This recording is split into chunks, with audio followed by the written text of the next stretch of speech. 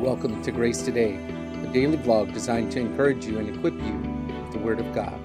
Let's begin. Well, friends, today we're continuing to think on this glorious truth from Colossians chapter 1, verses 19 through 20, the kind of final salvo, if you will, of this glorious inspired hymn from verses 15 through 20.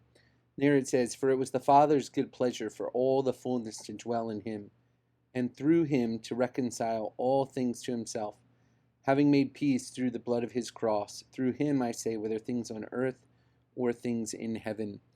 As we mentioned yesterday, we talked about how this verse shows us that God was pleased to send his Son, and we also talked about how God was pleased to sacrifice his Son.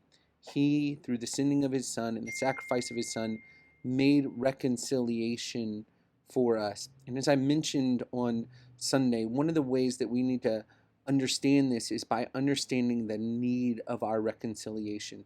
Because sin, all of us have sinned, because sin alienates us from God, puts us under his wrath at enmity with him, there is a need for reconciliation.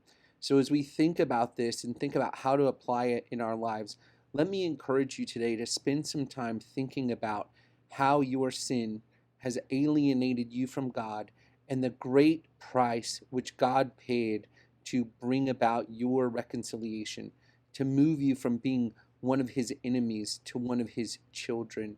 And then spend some time today simply praising the Lord for bringing about your reconciliation.